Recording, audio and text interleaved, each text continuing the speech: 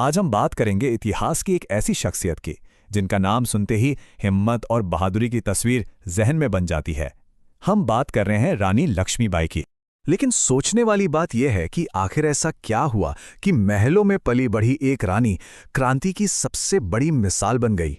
एक रानी क्रांतिकारी कैसे बनती है, आइए उनके इसी सफर को समझते हैं। तो देखिए, हर कहानी की एक शुरुआत होती है। रानी लक्ष्मीबाई की कहानी भी एक रानी के तौर पर ही शुरू हुई थी, लेकिन एक योद्धा उनके अंदर हमेशा से था जो सही वक्त का इंतजार कर रहा था। उनकी जिंदगी के शुरुआती साल बहुत तेजी से बदले। 1828 में उनका जन्म हुआ मणिकर्णिका तांबे के नाम से। फिर 1842 में वो झांसी की रानी बनी। लेकिन असल मोड़ तब आया जब 1851 में उनके बेटे की बचपन में ही मृत्यु हो गई, और इसके बाद 1853 में उन्होंने दामोदर राव को गोद लिया।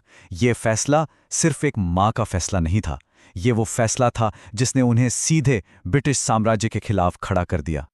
और ये टकराव लगभग तय था। जरा सोचिए, एक तरफ थी झांसी, एक छोटी सी स्वतंत्र रियासत जिसकी सेना भी सीमित थी, और दूसरी तरफ ब्रिटिश ईस्ट इंडिया कंपनी, एक बहुत बड़ी औपनिवेशिक ताकत जिसके पास विशाल और आधुनिक सेना थी और जिसकी नजर पूरे हिंदुस्तान पर थी। शक्ति का संतुलन शुरू से ही बराबर नहीं था। अब कहानी उस मोड़ पर पहुंचती है जहां अंग्रेजों का बनाया एक कानून रानी को वो फैसला लेने पर मजबूर कर देता है जो इतिहास हमेशा के लिए याद रखने वाला था। तो इस टकराव की वजह क्या बनी? वजह थी अंग्रेजों की एक पॉलिसी जिसे कहते थे डॉक्ट्रिन ऑफ लैप्स। अब यह सुनने में थोड़ा मुश्किल लग सकता है, पर इसका मतलब बड़ा साफ था। अगर किसी राजा का अपना सगा बेटा नहीं है तो उसके मरने के बाद उसका राज्य सीधे सीधे अंग्रेजों का हो जाएगा। यह कोई कानून नहीं था, यह तो रियासतों को हड़पने का एक सीधा साधा तरीका था। और इसी डॉक्ट्रिन ऑफ लैप्स का इस्तेमाल किया गया झांसी के खिलाफ।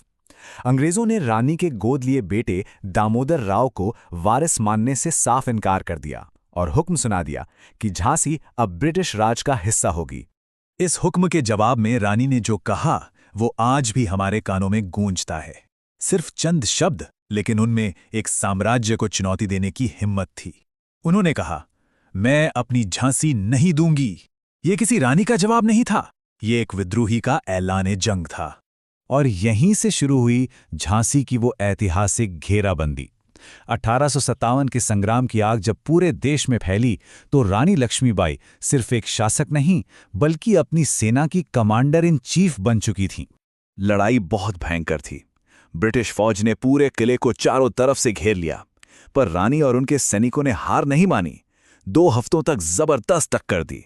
जब आखिरकार अंग्रेज किले की दीवारें तोड़ने में कामयाब हो गए, तब भी रानी का हौसला नहीं टूटा।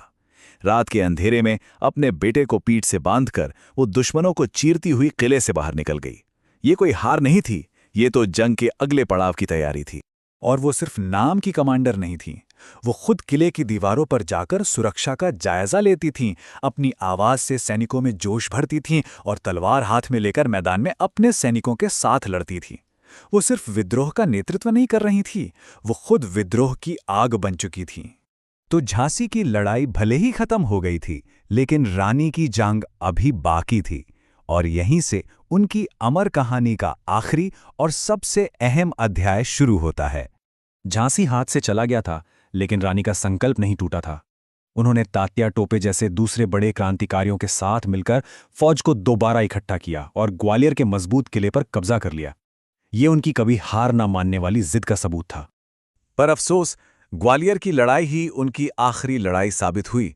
अंग्रेजों से लड़ते लड़ते वो अपने घोड़े पर सवार आखिरी सांस तक लड़ी और वीर गति को प्राप्त हुई। उन्होंने एक योद्धा की जिंदगी जी और एक योद्धा की ही तरह इस दुनिया से विदा ली। और जानते हैं, जो बात इस पूरी कहानी को और भी असाधारण बना देती है वो क्या है? उनकी उम्र। जिस वक्त उन्होंने अपनी जान कुर्बान की वो सिर्फ 29 साल की थीं। इतनी कम उम्र में वो एक ऐसी विरासत छोड़ गईं जो आज भी करोड़ों लोगों को प्रेरणा देती है। तो आज हम उन्हें क्यों याद करते हैं? सिर्फ इसलिए नहीं कि वो 1857 के विद्रोह का एक बड़ा चेहरा थी, नहीं, बल्कि इसलिए क्योंकि वो भारत के स्वतंत्रता संग्राम की सबसे पहली और सबसे बुलंद आवाजों में से एक बनी। वो आज भी अन्याय के खिलाफ खड़े होने का, हिम्मत का और प्रतिरोध का सबसे बड़ा प्रतीक हैं। तो आखिर में ये सवाल हमारे सामने खड़ा होता है कि क्या ग्वालियर में रानी की लड़ाई खत्म हो गई या उनकी शहादत ने उस क्रांति की आग को और हवा दे दी जिसकी मंजिल ठीक 90 साल बाद हमें आज़ादी के रूप में मिली। कभी-कभी एक विद्रोह का अंत ही एक बहुत बड़ी क्रांति की शुरुआत बन जाता है।